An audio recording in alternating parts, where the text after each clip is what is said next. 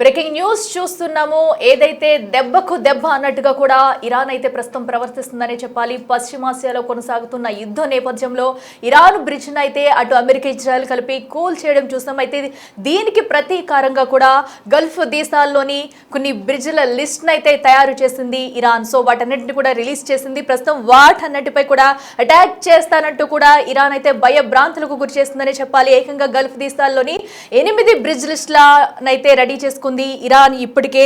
So అయితే వాటన్నింటిపై attack చేస్తామంటూ కూడా కౌంటర్ ఇచ్చినట్టే చెప్తుంది. సో ఎక్కడా కూడా యుద్ధ వాతావరణం అయితే చల్లబడుతుంది అనే ప్రసక్తే లేకుండా ఇరాన్ తీరు ఉందనే చెప్పాలి. సో అటు అమెరికా కానీ ఇటు ఇరాన్ కానీ ఇజ్రాయెల్ కానీ ఎక్కడ కూడా వెనక్కి తగ్గట్లేదు. సో ఏదైతే నిన్న బ్రిడ్జి కూల్ చేయడంతో కూడా దానికి కౌంటర్ అటాక్గా కూడా గల్ఫ్ దేశాల్లోని కొన్ని బ్రిడ్జ్ల పేర్లను అయితే వాళ్ళని సెలెక్ట్ చేసి మరి లిస్ట్ అయితే రిలీజ్ చేసింది.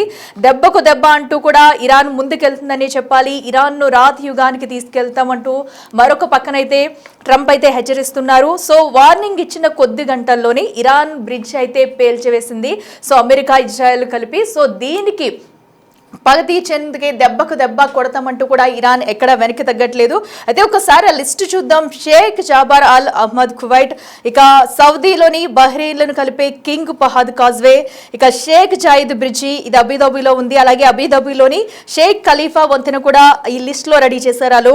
ఇంకోటి అబుదాబిలో ఉన్న ఆల్ ముక్తా వంతెన కూడా ఈ లిస్టులో రెడీ చేసింది ఇరాన్. అలాగే జోర్డాన్ వెస్ట్ బ్యాంక్ మధ్య ఉన్న కింగ్ హుస్సేన్ వంతెన దామియా బ్రిడ్జి ఇది కూడా జోర్డాన్లోనే ఉంది. అలాగే అబ్దున్ బ్రిడ్జి జోర్దాన్లోని ఇది ఒక కీలకమైన వంతెనని చెప్పొచ్చు. సో ఇలాంటి గల్ఫ్ దేశాల్లోని కొన్ని ప్రముఖ కీలకమైన బ్రిడ్జ్ల లిస్ట్ని అయితే తయారు చేసి ఏకంగా అధికారికంగా ప్రకటించింది. వాటన్నిటిపై కూడా దాడి చేసి కూల్ చేస్తామంటూ కూడా ఇరాన్లోని బ్రిడ్జిని కూల్చివేయడంపై కూడా ఇరాన్ అయితే దానికి తగ్గట్టుగా స్ట్రాంగ్ కౌంటర్ ఇస్తూ బ్రిడ్జ్ల లిస్ట్ని అయితే తయారు చేసి బయటికి రిలీజ్ చేయడం ఇప్పుడు మరింత యుద్ధ వాతావరణం పెరుగుతుందని చెప్పాలి. అయితే దెబ్బకు దెబ్బ కన్నుకు కన్ను అంటూ కూడా ఇరాన్ సిద్ధాంతం ఇప్పుడైతే ఉన్నట్లు తెలుస్తుంది. ఇక లేటెస్ట్గా జరిగిన అమెరికా ఇజ్రాయెల్ దళాలు ఇరాన్లోని అతిపెద్ద ఎత్తైన వంతెనను ధ్వంసం చేయడంతో కూడా దీనికి ప్రతి చర్యగానే ఇరాన్ అయితే దెబ్బతీస్తుందని చెప్పాలి. సో ఈ నేపథ్యంలోనే ఇప్పుడు ఏదైతే బ్రిడ్జ్ లిస్టు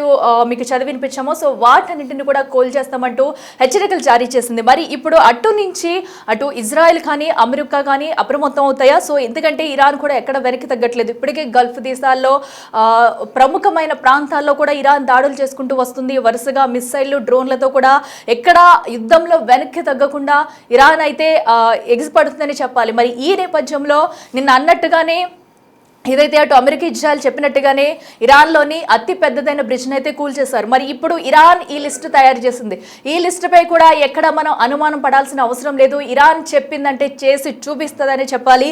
సో ఈ 8 బ్రిడ్జ్లపై కూడా దాడి జరిగే అవకాశం అయితే 100% కనిపిస్తుంది. మరి దీనికి ముందుగా అమెరికా నుంచి ఇజ్రాయెల్ నుంచి ఏమైనా స్పందన ఉంటుందా, ముందుగా ఏమన్నా వీరు చర్చించే అవకాశం ఉంటుందా అనేది కూడా చూడాలి. లేదంటే కనుక 8 బ్రిడ్జ్లపై ఏకకాలంగా కూడా దాడి చేస్తే సిచ్యువేషన్ ఏంటి, మరింత ఉద్రిక్తంగా అక్కడ యుద్ధ వాతావరణం మారే ఛాన్సెస్ అయితే క్లియర్ కట్గా కనిపిస్తున్నాయి.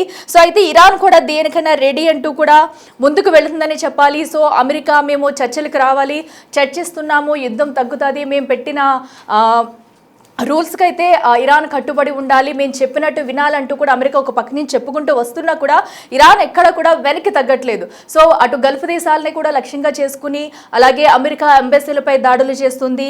గల్ఫ్ దేశాల్లో ఎక్కడైతే ఆర్థిక నిక్షేపాలు ఉన్నాయో అక్కడ వాటిని పూర్తిగా దెబ్బతీసేలా కూడా ఇరాన్ అయితే ఇప్పటి వరకు దాడులు చేసుకుంటూ వచ్చింది. దుబాయ్కి సంబంధించి ఎయిర్పోర్ట్లో కానివ్వండి, లేదంటే యుద్ధం మొదలైనప్పటి నుంచి కూడా ఇక్కడ ఇరాన్ వెనక్కి తగ్గకుండా ఆర్థిక వ్యవస్థను అమెరికా ఇజ్రాయెల్ను టార్గెట్ చేసుకుని అటు గల్ఫ్ దేశాలపైనే ఏకంగా విరుచుకుపడుతుందనే చెప్పాలి.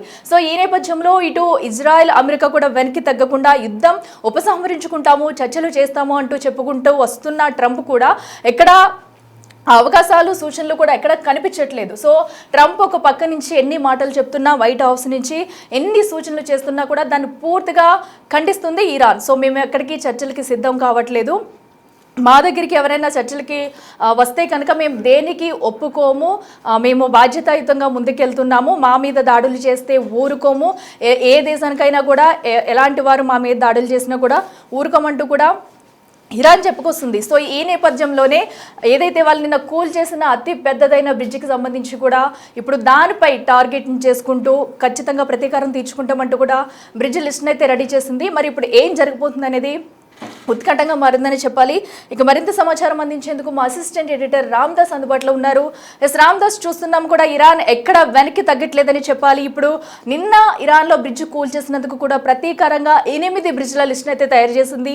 మరి వీటిపై దాడులు చేయడానికి రెడీగా ఉందా? అప్డేట్స్ ఏంటి?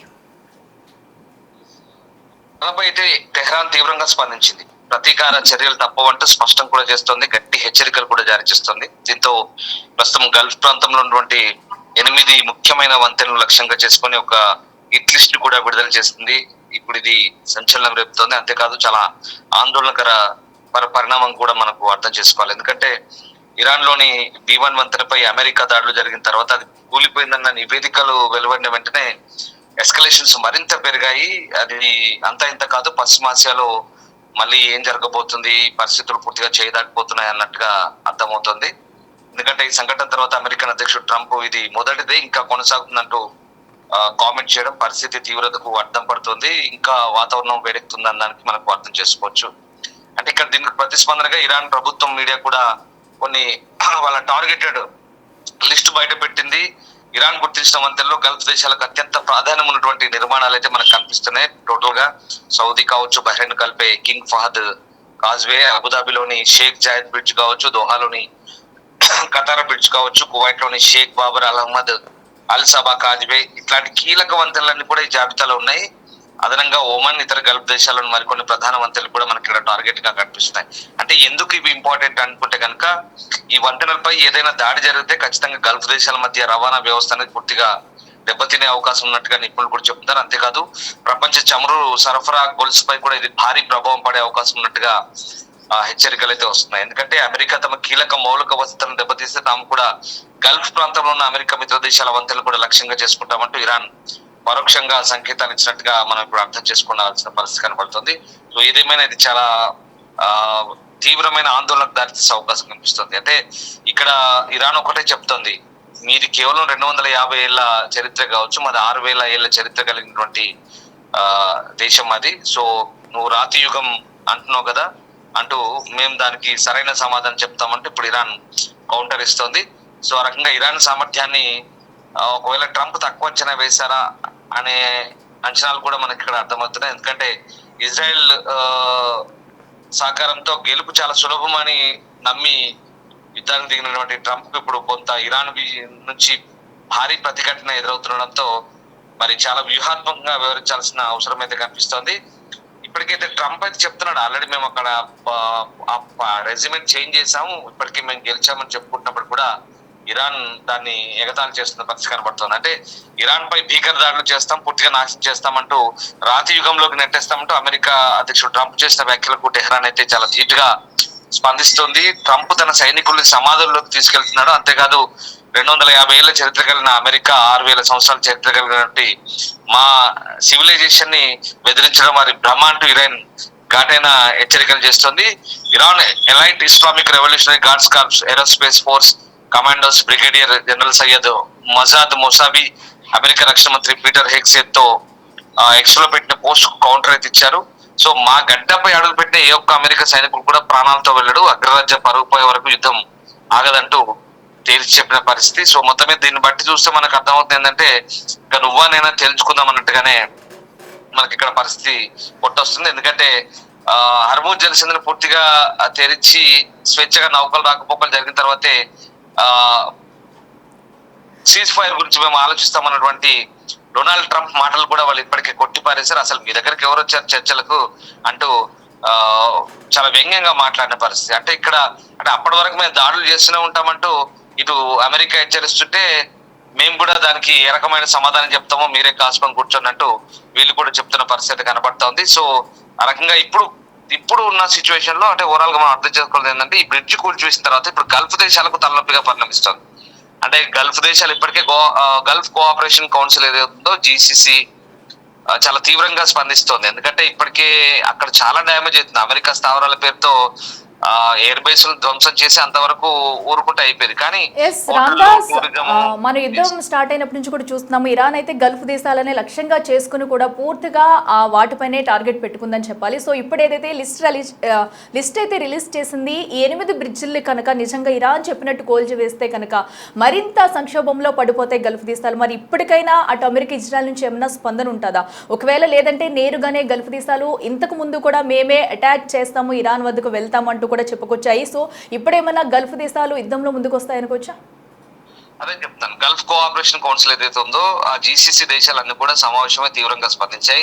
గతంలో కూడా ఇప్పటికే జాయింట్ స్టేట్మెంట్ ఇచ్చాయి. మళ్ళీ రీసెంట్ గా కూడా వాళ్ళంతా కూడా సమావేశమై తీవ్రమైన హెచ్చరికలు జారీ చేశారు. అంతేకాదు ఇది సరైన చర్య కాదంటూ ఇరాన్ ను మందలించిన పరిస్థితి. కానీ ఎక్కడ ఇరాన్ తగ్గట్లేదు. అంతేకాదు ఇంకా అసలు మిత్ర దేశాలుగా ఉన్నారు కాబట్టి ఇక మీరు కూడా అనుభవించాల్సిందే అన్నట్టు గతంలో బ్రదర్ నేషన్స్ సారీ అని చెప్పారు. కానీ ఇప్పుడు ఆ పరిస్థితి లేదు.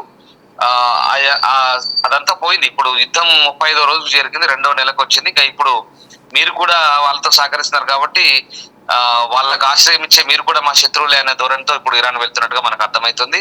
సో దాన్ని బట్టి, ఎందుకంటే ఇక్కడ ఈ బ్రిడ్జిలు పేల్చివేస్తే చాలా తీవ్రమైన పరిణామాలు ఉంటాయి. ఎందుకంటే వాళ్ళ ఆర్థిక మూలాలను దెబ్బకొట్టే పరిస్థితి, పూర్తిగా రవాణా స్తంభించిపోతుంది. చమురు జల రవాణా మార్గం, సముద్రాలపై నిర్మించిన బ్రిడ్జిలు కావచ్చు. ఎందుకంటే ముఖ్యంగా గల్ఫ్ దేశాల్లో చాలా కీలకమైనవి చమురు రవాణాకు. ఒకవేళ వాటిని దెబ్బతీస్తే వాళ్ళ వెన్నుముక విరగొట్టినట్టే. అదే కనుక జరిగితే ఇక ఈ గల్ఫ్ దేశాలైతే తీవ్రంగా రియాక్ట్ అవ్వాల్సిన పరిస్థితి ఉంటుంది. సో దాన్ని బట్టి అర్థం చేసుకోవచ్చు. ఒకవేళ ఇవన్నీ ఇన్వాల్వ్ అయితే ఇక పరిస్థితి ఎక్కడికి వెళ్తుంది అనేది మనం అర్థం చేసుకోవాలి. దాంతోపాటు ఇప్పటికే ఐక్యరాజ్య సమితి సెక్యూరిటీ కౌన్సిల్, అలాగే ఐక్యరాజ్య సమితి సంబంధించినటువంటి కొన్ని మీటింగ్స్ అవుతున్నాయి. దాంట్లో ఇరాన్ సంబంధించి వ్యతిరేకంగా గల్ఫ్ దేశాలను కూడా ఇప్పటికే తీర్మానం చేశాయి. ఈ దాడులు ఆపాలి, లేదంటే పరిణామాలు తీవ్రంగా ఉంటాయంటే వాళ్ళు కూడా పరోక్షంగా హెచ్చరిస్తున్న పరిస్థితి కనబడుతుంది. సో అంటే ఇక్కడ మౌలిక సదుపాయాలను దెబ్బతీస్తే కనుక ఏ దేశం ఊరుకోదు. కేవలం అమెరికా స్థావరాల వరకు దాడులు చేసి సరిపెట్టుకుంటే అయిపోయింది. కానీ వాళ్ళ టూరిజం దెబ్బతీస్తున్నారు, వాళ్ళ హోటల్స్ దెబ్బతీస్తున్నారు, వాళ్ళ సివిలియన్ ఏరియాస్ పై అటాక్స్ చేస్తున్నారు, ఆయిల్ రిఫైనరీలపై దాడి చేస్తున్నారు. ఇట్లా చాలా ఉన్నాయి. రస్ లఫాన్ కావచ్చు, ఆరామ్కో కావచ్చు సౌదీలోని, ఇట్లా చాలా పెద్ద పెద్ద ప్రపంచంలోనే అతిపెద్ద ఇంధన వ్యవస్థల్ని ధ్వంసం చేసుకుంటూ పోతుంటే వాళ్ళు కూడా చూస్తూ ఊరుకుంటున్నారు, సమయాన్ని పాటిస్తున్నారు. కానీ ఇప్పుడు బ్రిడ్జిలు పేల్చేస్తే కనుక ఏకంగా అక్కడ వాళ్ళ దేశానికి చాలా ఇబ్బందికరంగా ఉంటుంది. కాబట్టి మరి గల్ఫ్ దేశాలు దీనిపై ఎట్లా రియాక్ట్ అవుతాయనేది వేచి చూడాల్సిందే. జస్ట్ నౌ రీసెంట్ గా వీళ్ళు స్టేట్మెంట్ అయితే పాస్ చేశారు, మేము ఈ దేశాలను టార్గెట్ చేస్తామని. మరి దీన్ని బట్టి మనం అర్థం చేసుకోవచ్చు యుద్ధం మరింత తీవ్రమవుతుందని మనకు అర్థమవుతుంది. బట్ ఇక్కడ అమెరికా, ఇజ్రాయెల్ తమ దూరంలో తాము వెళ్తున్నారు. మరి గల్ఫ్ దేశాల పరిస్థితి ఏంటి? ముఖ్యంగా సౌదీ, దుబాయ్ వాళ్ళు కూడా యుద్ధంలో చేరతారంటూ వార్తలు వస్తున్న నేపథ్యంలో మరి ఒకవేళ అదే కనుక జరిగితే ఇరాన్ కనుక వీళ్ళపై ప్రతీకార దాడులు ఇట్లే ముమ్మరం చేస్తే కనుక, ఎందుకంటే ఇప్పటికే టెక్ కంపెనీలపై దాడి చేస్తున్నాయి. అమెజాన్ డాటా సెంటర్ పై దాడి చేసినట్టు వార్తలు వచ్చాయి. అలాగే మిగతా 18 టెక్ కంపెనీల లిస్ట్ కూడా పెట్టారు. సో అదే కనుక జరిగితే పూర్తిగా దేశాలు దెబ్బతింటాయి. అక్కడ ఎవరు పెట్టుబడులు పెట్టరు, ఉన్న కంపెనీలు పోతాయి, టూరిజం దెబ్బతింటుంది, అన్ని దెబ్బతింటుంది, ఆర్థికంగా దివాలా తీశారు. కాబట్టి దీన్ని బట్టి గల్ఫ్ దేశాలు కూడా దీన్ని తీవ్రంగా తీసుకుంటే కనుక ఖచ్చితంగా ఇది యుద్ధం మరో స్థాయికి వెళ్ళే అవకాశం అయితే డెఫినెట్ గా కనిపిస్తుంది. Right Ramdas, thank you. Yes, చూస్తున్నాం కదా ప్రస్తుతం అయితే అటు పశ్చిమాసియాలో యుద్ధ వాతావరణం అయితే రోజు రోజుకు పెరుగుతుందని చెప్పాలి.